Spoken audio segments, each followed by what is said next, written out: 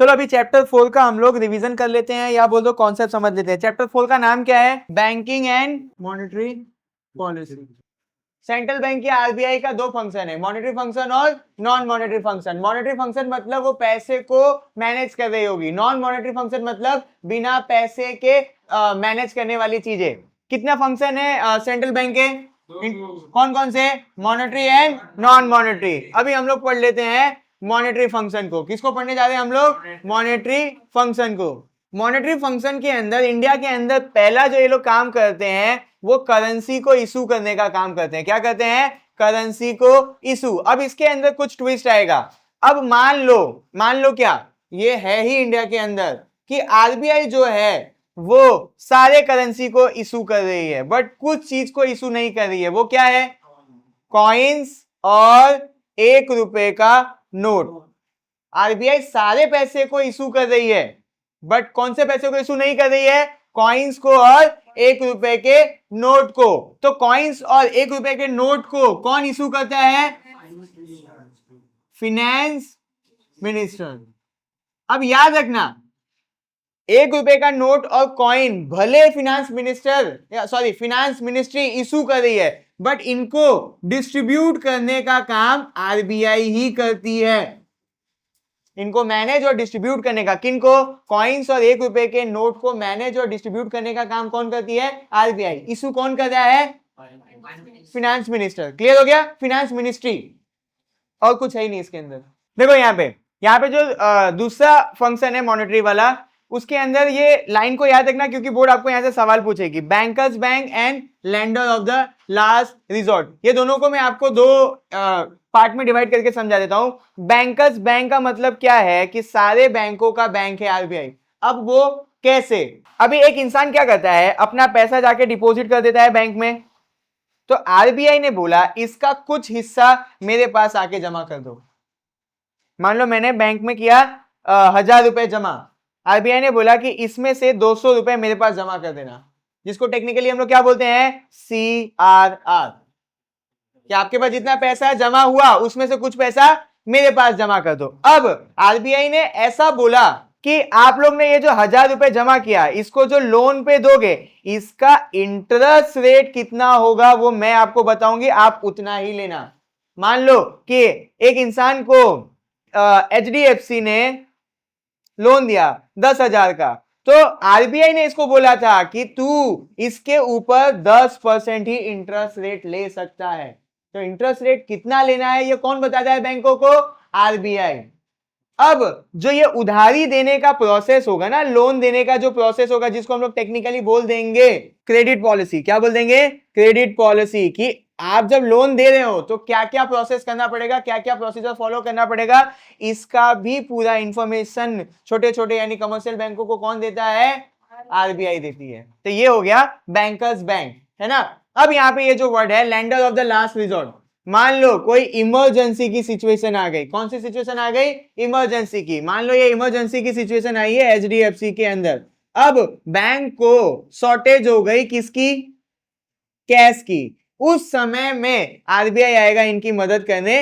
इसी प्रोसेस की वजह से बोला जाता है lender of the last resort. जब कोई नहीं बचेगा तो कमर्शियल बैंक का हाथ कौन पकड़ेगा? आरबीआई पकड़ेगा। इसी पूरे प्रोसेस की वजह से इंग्लिश में बोल दिया गया lender of the last resort. जब कोई नहीं बचेगा तो कौन पैसा लैंड करेगा कमर्शियल बैंक को? आरबीआई करेगी। खत्म। अब जो चौथा मॉनेटरी फंक्शन है वो है क्रेडिट कंट्रोल। क्रेडिट कंट्रोल का मतलब, अब जो भी हमारे देश की सेंट्रल बैंक है वो किस पे कंट्रोल करने की कोशिश कर रही है? लोन्स के ऊपर। किसके ऊपर कंट्रोल करने की कोशिश कर रही है? लोन्स के ऊपर। इतना ही आपका मेन है। किसके ऊपर कंट्रोल कर रही है? लोन्स के ऊपर। ऐसा क्यों कर रही है? ताकि देश के अंदर प्राइस स्टेबिलिटी बनी रहे। कौन सी स्टेबिलिटी? प्राइस की स्टेबिलिटी। पढ़ा था ना इन्फ्लेशन के अंदर, अगर ज्यादा पैसा आ जाएगा उतने गुड्स एंड प्रोडक्ट की सप्लाई नहीं बढ़ेगी तो क्या आ जाएगा? इन्फ्लेशन। दूसरा, इकोनॉमिक ग्रोथ भी अच्छे से हो सके। अब ये जो क्रेडिट कंट्रोल, यहां ध्यान दो, ये जो क्रेडिट कंट्रोल हम लोग देख रहे हैं, इसको करने के लिए आरबीआई बहुत सारे टूल का इस्तेमाल करती है, जैसे कि CRR, SLR और रेपो रेट। ये सारी चीजों का इस्तेमाल करती है क्रेडिट कंट्रोल करने के लिए। अभी आप इतना लिख लो, इस टॉपिक के अंदर आपको इतना ही लिखना हो, समझना है। ये सारे टॉपिक को आप मॉनेटरी पॉलिसी के अंदर डिटेल में पढ़ोगे। लिखो। अब लास्ट मॉनेटरी फंक्शन है custodian of the foreign exchange. इसका मतलब ये है कि हम लोग जब भी क्या करेंगे, इंटरनेशनल ट्रेड करेंगे। क्या करेंगे? इंटरनेशनल ट्रेड करेंगे तो हम लोगों को दूसरे देश की करेंसी चाहिए होगी। मान लो हम लोग यूएसए के साथ बिजनेस कर रहे हैं तो हमको डॉलर चाहिए होगा। तो ये डॉलर का रिजर्व, क्या बोला मैंने? ये डॉलर का रिजर्व, इसको संभालने का काम भी कौन करता है? आरबीआई करती है। आप लोगों को किसके साथ बिजनेस करना है? मान लो यूएसए के साथ बिजनेस करना है। वहां से जब आप प्रोडक्ट मंगाओगे तो किस में पेमेंट करना पड़ेगा?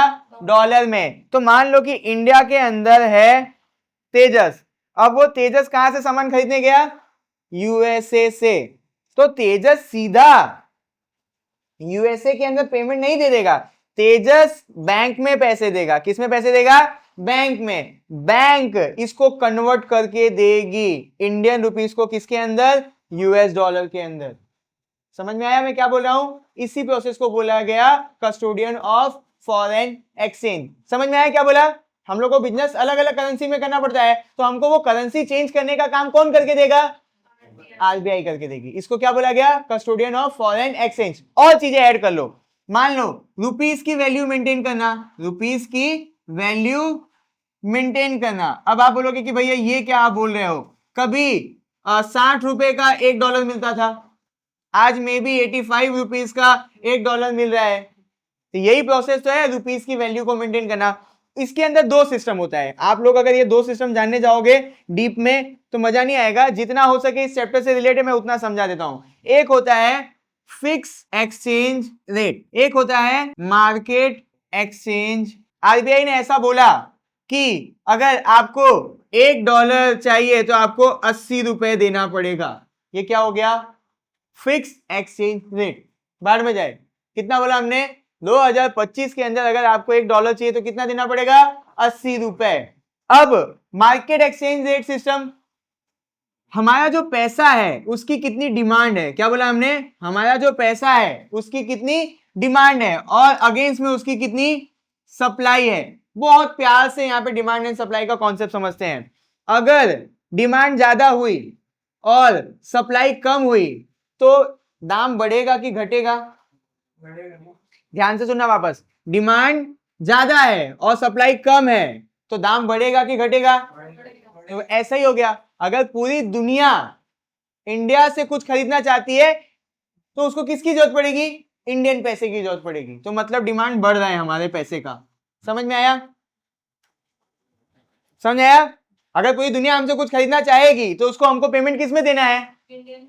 तो उसको हमारे देश के बैंक के पास आके इंडियन रुपीस खरीदना पड़ेगा ना। तो डिमांड बढ़ी। अगर मान लो कि पूरी दुनिया को हमसे कुछ भी नहीं खरीदना है तो हमारे पैसे की डिमांड बढ़ेगी? नहीं बढ़ेगी। तो कोई हमारे देश की रुपीस को नहीं खरीदेगा। तो अगर इस डिमांड एंड सप्लाई के ऊपर हमारे रुपीस की वैल्यू तय हो रही है, हम लोग उसको बोलते हैं मार्केट एक्सचेंज रेट। समझ में आया? अगर दुनिया को हमसे खरीदना होगा कुछ तो हमारे पैसे की डिमांड बढ़ेगी। अगर दुनिया हमसे कुछ नहीं खरीद रही है तो हमारे पैसे की डिमांड गिरेगी। इस एक्सचेंज रेट सिस्टम को हमने क्या बोला? Market exchange rate. समझ में आया? अब इसके पीछे बहुत होता है कि अगर हमारे पैसे की डिमांड बढ़ रही है ना, तो हमारा जो पैसा है वो नंबर में नीचे जाएगा। अभी एक $1 के लिए हमको देना पड़ता था 90 रुपए। जब पैसे की डिमांड बढ़ रही होगी ना तो अब आप $1 के लिए 80 रुपए दे रहे हो। ये फायदा है, नंबर में वैल्यू नीचे गई, बट ये क्या दिखा रहा है कि हमारे पैसे की डिमांड बढ़ रही है। अब आपको $1 खरीदने के लिए कम इंडियन रुपीस देना पड़ेगा। ऐसे देखा जाता है पैसे की वैल्यू। समझ में आया? ओए ओए ओए ओए, यहाँ पे ना सारी चीजें डेटा वाली है। नॉन मॉनेटरी फंक्शन के अंदर सारी चीजें डेटा वाली है। हम लोग इसको याद करने की कोशिश करते हैं। लास्ट है, यहाँ पे ध्यान दे लो, इसके बाद नहीं पढ़ाऊंगा। बस इतने पे एक्टिवली ध्यान दे लो, दिमाग में घुसा लो। खाली बैठ के लेक्चर अटेंड करने से कुछ नहीं होगा, दिमाग में जाए इसीलिए करवा रहा हूँ। यहाँ पे देखो, पहला काम है, हमने क्या बोला कि ये सबसे बड़ा बैंक है। पहला काम क्या है? सुपरवाइज करेगा। किसको सुपरवाइज करेगा? ऑल कमर्शियल बैंक को। तो RBI supervise the functions of commercial bank. हो गया काम। It regulate the function of all, it regulate the work of all commercial bank, ऐसे करके बना के लिख देंगे, क्या दिक्कत है। आगे expand banking system. Expand banking system का मतलब जो भी इंसान बैंक के साथ कनेक्ट नहीं है, मतलब उसका अकाउंट नहीं है, वो बैंक को यूज नहीं कर रहा है, उसको बैंकिंग सिस्टम के अंदर ऐड करना। हो गया आपका एक्सपांड बैंकिंग सिस्टम। ऐसा नहीं है कि नए नए बैंक खोलना, नए नए बैंक वहां खोलना जहां पे लोगों ने बैंक अकाउंट नहीं खुलवाए। मान लो कि गांव हो गया, बहुत सारे गांव के अंदर लोगों के पास खाता नहीं है।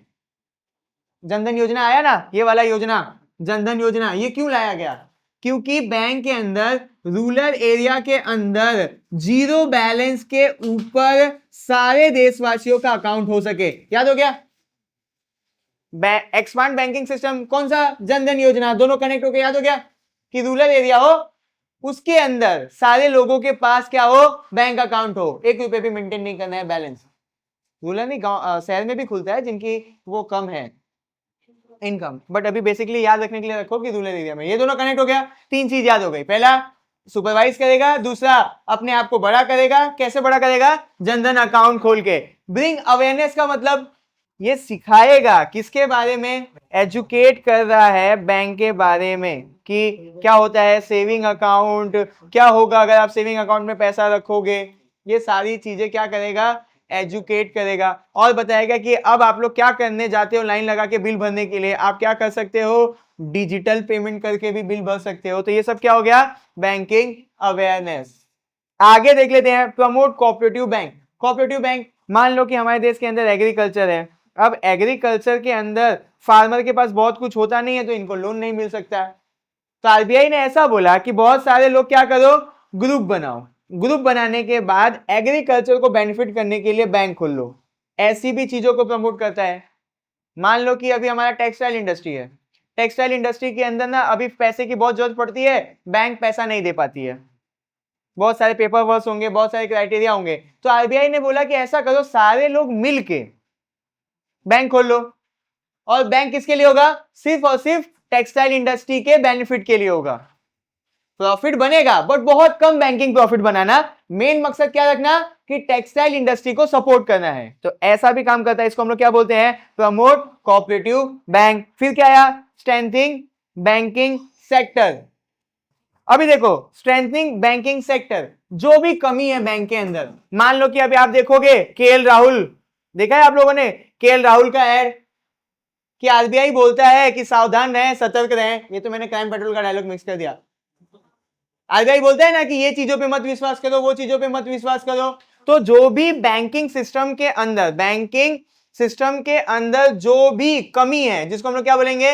वीकनेस है। आपने देखा है ना बहुत बड़े बड़े लोग घपला कर जाते हैं लाखों करोड़ों रुपए का, तो वो किसकी वजह से करते हैं? बैंकिंग सिस्टम के अंदर कोई ना कोई वीकनेस होता है। मान लो कि एसबीआई के अंदर एक बिजनेसमैन ने 10,000 करोड़ का घपला किया। कैसे? क्योंकि बैंकिंग यानी कमर्शियल बैंकिंग सिस्टम के अंदर कोई ना कोई वीकनेस थी। तो आरबीआई ने वो वीकनेस पकड़ी और बोला कि सारे बैंक को अब हमारा रूल फॉलो करना पड़ेगा, वरना कोई भी बड़ा बिजनेसमैन हमारे साथ क्या कर सकता है? घपला कर सकता है। तो ये सारे सिस्टम को सही करना। फिर प्रायोरिटी सेक्टर, अब आरबीआई ये देखेगा कि इंडिया के अंदर एग्रीकल्चर का बहुत ज्यादा इंपॉर्टेंस है, बट एग्रीकल्चर के अंदर क्या नहीं है? आज के टाइम पे उनके पास इन्वेस्टमेंट नहीं है। तो आरबीआई ने ऐसा बोला कि एग्रीकल्चर के लिए नया बैंक बना देते हैं और एग्रीकल्चर वाले को लो रेट पे लोन दे देंगे। फिर उन्होंने बोला कि देश के अंदर एजुकेशन की बहुत जरूरत है, तो हम लोग ऐसा करते हैं कि एजुकेशन के लिए भी कोई नए तरीके का लोन बनाते हैं। तो प्रायोरिटी सेक्टर लोन, देश के अंदर जिस भी सेक्टर को प्रायोरिटी है पैसे की और वो समाज के लिए, इकोनॉमिक ग्रोथ के लिए इंपॉर्टेंट है, तो उसके लिए भी पैसों का बंदोबस्त करने का काम करती है आरबीआई। क्लियर हो गया? Priority sector loan. Customer protection, वो केएल राहुल वाला ही ऐड कर देंगे इसके अंदर। अब कस्टमर सेक्टर के अंदर कस्टमर के राइट्स को प्रिजर्व करना है, साथ साथ में और क्या करना है? फेयर बैंकिंग सिस्टम बनाना है। क्या बनाना है? Fair banking system. ये फेयर बैंकिंग सिस्टम में इंडिया बहुत घटिया है। बताओ कैसे? अमीरों के बड़े बड़े लोन माफ हो जाते हैं, बट वो किसान 10,000 के लोन के लिए भी जेल जाता है। देखा है ना टीवी के अंदर और न्यूज के अंदर कि आज इस बिजनेसमैन का इतना करोड़ गवर्नमेंट ने माफ कर दिया, बट 10,000 रुपए अगर हम लोग ले लें तो हमको जेल भी जाना पड़ता है। तो वो उसको क्या बोलेंगे हम लोग, फेयर बैंकिंग सिस्टम बनाने का काम भी आरबीआई करती है। पब्लिक इंफॉर्मेशन में क्या, जितना भी मॉनेटरी सप्लाई है, क्या बोला गया, मॉनेटरी सप्लाई, उसका रिपोर्ट बना के किसको दे देना, पब्लिक के आगे सबमिट कर देना। आप आरबीआई के उस पे चले जाना, वेबसाइट पे, आपको सारे बैंकिंग सिस्टम, सारे उसके रूल्स रेगुलेशन, सबका इंफॉर्मेशन मिल जाएगा। तो ये लिख लो इस तरीके से, आपका ये हो गया नॉन मॉनेटरी